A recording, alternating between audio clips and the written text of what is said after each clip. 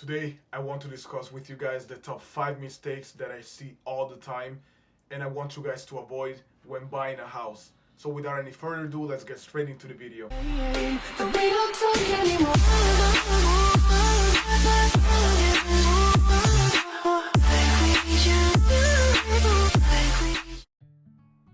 So at number 1, we have not getting pre-approved before actually beginning to look at homes and setting up a false expectations. So what do I mean by that?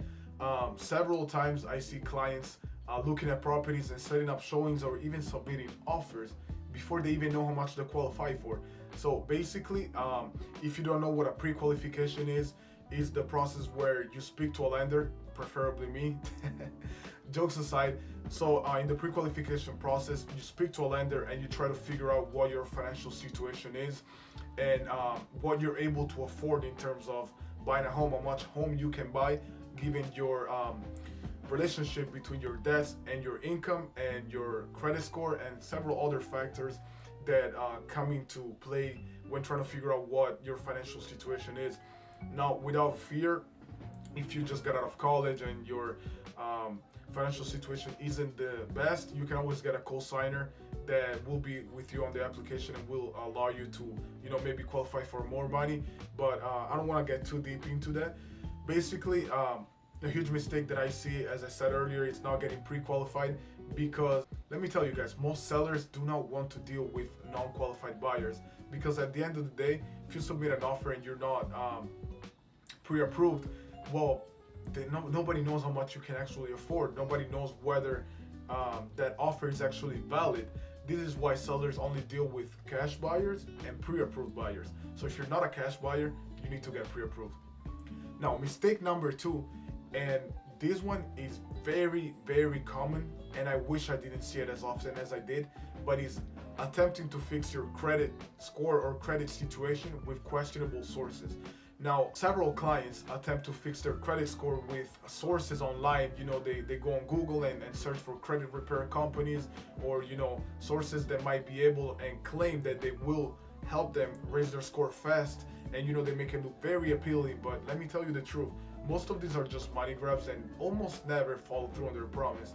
Now, that does not mean that there might not be some legit instances, some legit cases. However, do you really want to find out the hard way? You're taking a shot in the dark, almost trying to figure out if the company is legit or not. And it can lead to a lot of waste of time and potentially waste of money as well. So my advice is, if the liability isn't ginormous, if you don't have a huge liability and that's what's stopping your credit from flourishing, from, going up, well, my advice is to try to negotiate with that party that you have the liability with. And if you can negotiate to a lower price, let's say you have a $30,000 liability and you go and tell them, well, I only have $1,500, $1,800, that's all I can pay. Are you willing to take it and clear that off my credit? If they say yes, good. You just saved up some money and able to clear your credit up. However, the best advice that I have for you guys is to speak to a direct lender, to a lending institution, because we actually have access to the credit bureaus themselves, and we're able to get rapid rescoring, where we can actually take a look at what account needs to be paid by how much and over what period of time in order to skyrocket your credit as soon as possible and as fast as possible. It's also almost inexpensive, it's super cheap, and it'll allow you to get your credit up very fast and get you closer to your home ownership dream, or if you're an investor to buy the property that you wish to invest in. However, a huge misconception that I do see super often is people assuming that simply because their credit is not ideal, if they don't have a perfect 800 score or 750, they won't be able to qualify for a home. Well, let me tell you, this could not be furthest from the truth, because with FHA, a program that I've discussed with you guys in previous videos, you're able to afford a home, to qualify for a home, given that the other financial aspects are all in place with a 580 score. You don't need to have the perfect 800, the 720, 730, 780 to qualify. No, you don't need to be in the 700s. With a 580, you're able to afford a home. Now, that doesn't mean that with a higher score, you won't get better deals. You won't get better deals, because you probably will get more favorable terms. However, with a credit score as low as 580, you're also able to get relatively good deals or good terms on your home, and you're able to finally get into the home that you've been wanting to own for the longest time. Also, if you plan on going conventional, your credit score does not need to be crazy. Between a 620, 640, you're able to afford it. If it's higher, better. But even with a 620 to 640, you're able to get into your house. So these are all things that you should take notes on and have it very fresh on your mind, because it's super important to have this information and be educated when you are planning on buying a property. Now, without getting too dragged on onto this point, let me tell you, third mistake that I see way too often, and is opening new lines of credit, a car note, in general, more liabilities during the home buying process. Let me tell you guys, as I stated earlier, when you speak to a lender to get pre-qualified and figure out how much home you can actually afford, we always take a look at the relationship between your debts and your liabilities. Now, an advice that I always give each and every single one of my clients is, throughout the home buying process, you never want your liabilities to raise. You always want them to either stay the same or get lower. Many people assume, okay, I got pre-approved, I got my home under contract, now I'll be good, I can do whatever I want. Absolutely not. Absolutely not. Because the fact that you've gotten pre-approved, yes, that's wonderful. You got your home under contract, your future home under contract, hopefully. Wonderful. But if you assume more liabilities, well, that's going to raise a red flag, and the lender might not be able to qualify you for as much as you originally did get pre-approved from. And in worst cases, you might not be able to buy the home at all. That home or any other home. Because let me tell you about a funny case. I was dealing with this lady, right? She wanted to buy a home, got it pre-qualified for around $350,000, found the home, wonderful property, she loved it, put it under contract, everything fantastic. I come to find out about 2 weeks before the scheduled closing, she gets a car note. She gets a brand new car. And I was like, oh my God, this is awful. Because I had instructed, I let her know, okay, wonderful, we got you pre-approved. Now, do not increase your liabilities at all. It seems like she forgot. I don't quite remember precisely what she told me, but the whole file fell through. She was not able to get into her home because she assumed another liability. And, this is a very specific case. It's not super common that people actually get a brand new car, which will incur very heavy liabilities. The monthly payment completely throws off the DTIs out the window, and unless you cancel that note, which it can be a whole struggle, it's just better to avoid it.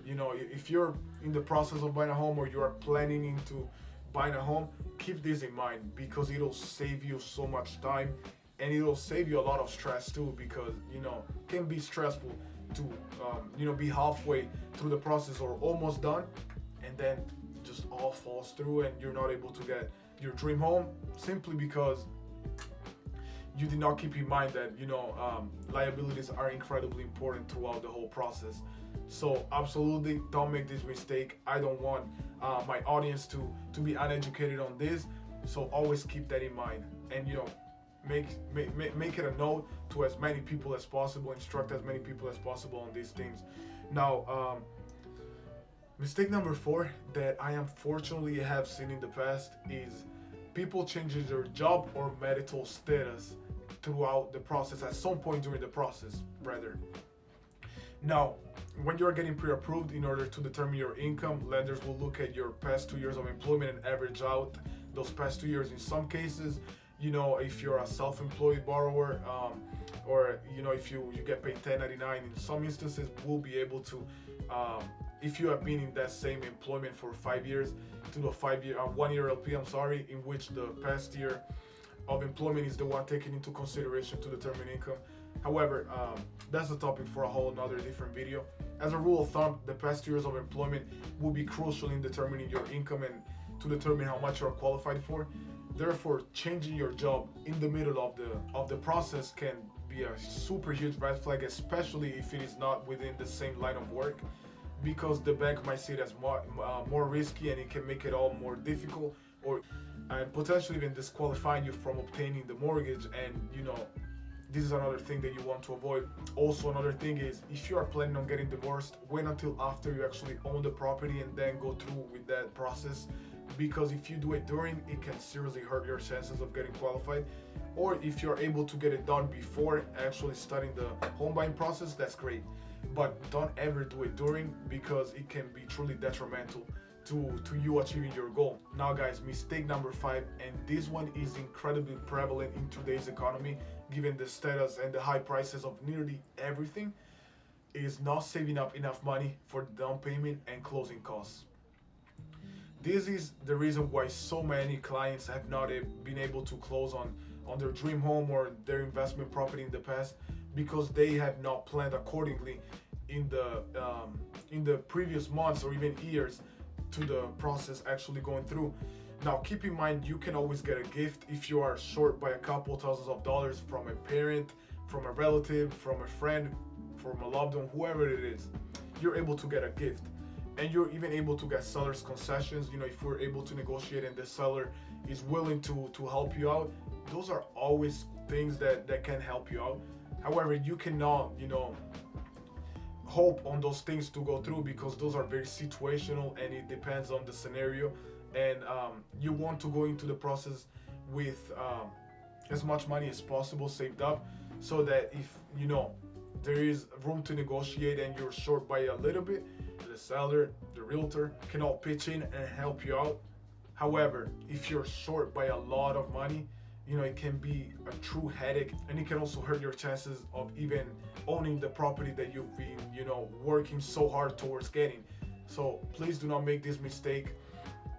If you're able to save up on unnecessary expenses, those expenses that you think you could wait to incur until after you actually have your home, try always to prioritize what you think is better. And if you're able to save up money in the years or even months prior to buying your property or getting started with the process, it can truly be a game changer, and it can save you. It can be the difference maker between you actually owning your property and having your family into the home that you guys want, and potentially falling through, the deal falls through, and you're not able to afford it anymore because you do not have enough money to close on it. So these are 5 mistakes, guys, that are truly crucial, and trust me, coming from a lender that has been working on the field for years, I see this happen way too many times, and I wish I didn't, because I have truly observed and experienced it firsthand. People that have their hopes and feeling so happy about buying their property, and now a simple mistake can truly be the difference maker, and not allow them to fulfill their dreams. And at the end of the day, my biggest happiness is actually seeing people being able to own their first property or second property, whatever the case may be, getting to the home they love, and raise their family there, and have great memories, and possibly hurting all those chances because of not being educated on it. It can be a very tough pill to swallow. However, you have the privilege and the luck that you have watched this video today, you've gotten educated on it. Hopefully you took notes, as I told you in the beginning of the video, and now you know exactly what not to do to hurt your chances of fulfilling your dream. Keep in mind, guys, these things have been true for the longest time, for decades now, and will continue to be true into the future unless some massive regulation changes will happen. So if you could share this video with as many people as possible that you want to help out in giving them this knowledge, will be wonderful. And also, guys, comment down below if you have any video ideas for the future, that topics that you think might be beneficial for you to know. Keep in mind, I do read each and every single one of your comments, so I would gladly appreciate it if you just dropped in or DM me personally or text me personally what you think could be beneficial to know. Thank you so much, guys, as always, for watching the video. Give it a like, it helps out. And until next time, guys, take care.